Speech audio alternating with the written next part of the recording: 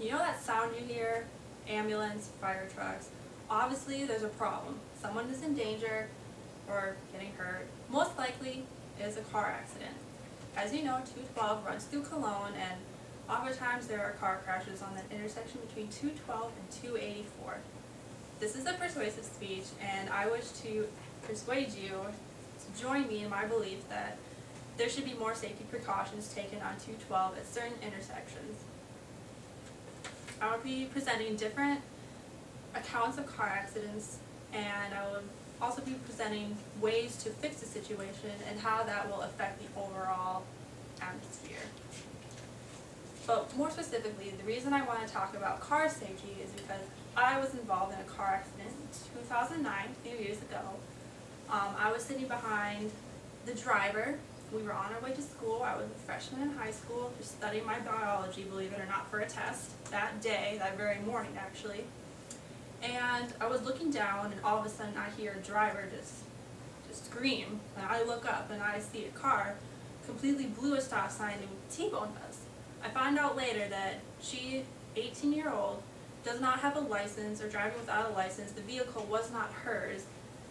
And so we concluded that it was her fault. And I guess the reason I want to share about car safety with you is because I don't want anyone to have to go through the whole thing of emotional things that come out of a car accident, and how you don't want to drive for a while, and even the physical damages. I was the only one in the car that had to go to the hospital and get stitches and lay there for a while, get put out for a while, but luckily everyone else in the car came out with only a few backaches, so that was very, very fortunate.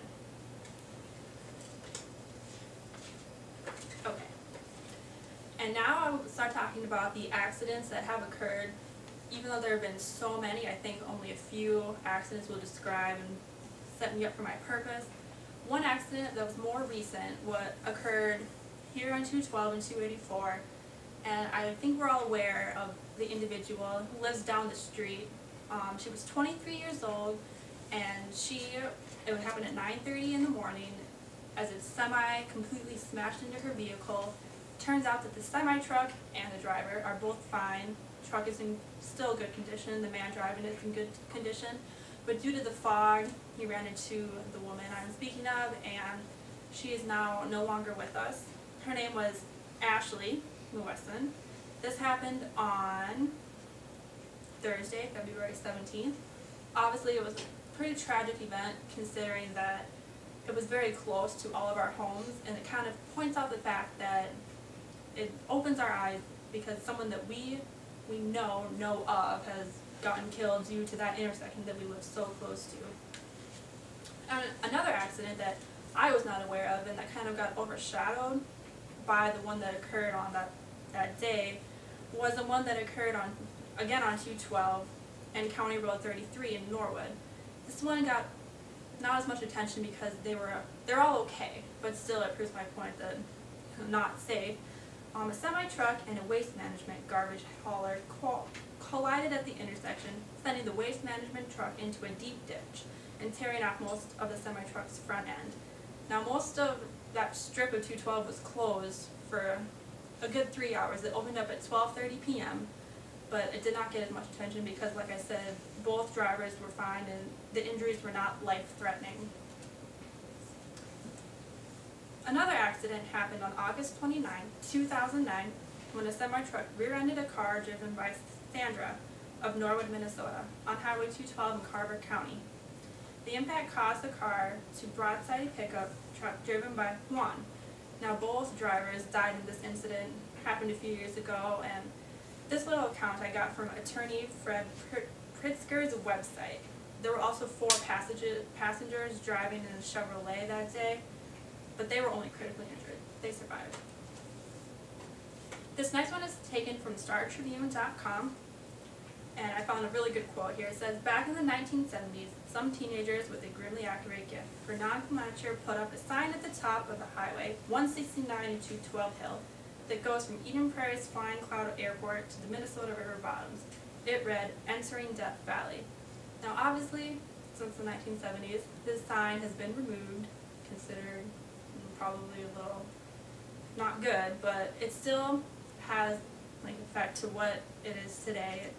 Still lots of accidents happening on that stretch. And since 1983, 17 people have been killed in traffic accidents along that particular 4-mile stretch of the hill. Dozens of others have been injured. Accidents have numbered in the hundreds.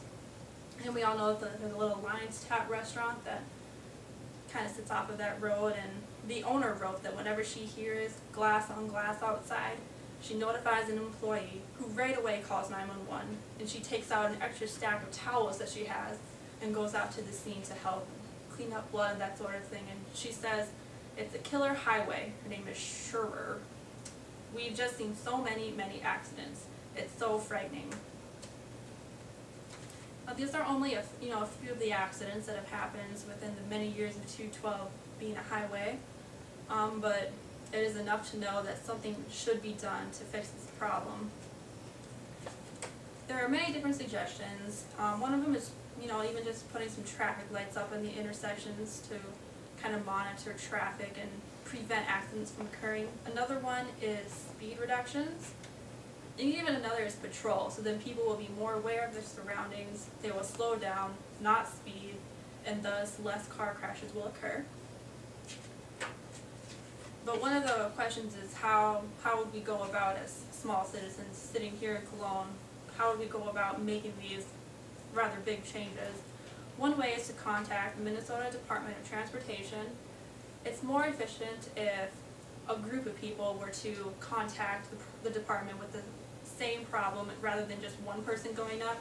Most likely one person's letter would get just kind of overlooked. You need to have a large group of people complaining about the same issue to get the attention of the upper employees, upper management. And then maybe even a petition would be necessary.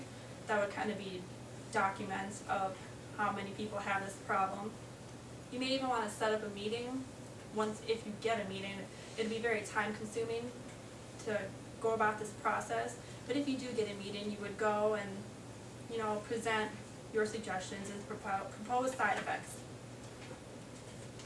And even though it would take a long time for all this to occur, the results just completely outnumber that, because then there would be fewer accidents, fewer fatalities, and then even parents would feel more comfortable letting their children go out on major highways, and they wouldn't be sitting here worried at home wondering if their child made it to their destination or not.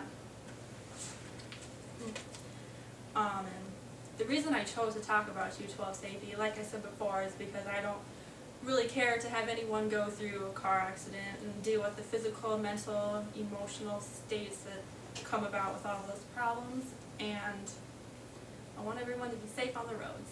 Thank you for listening.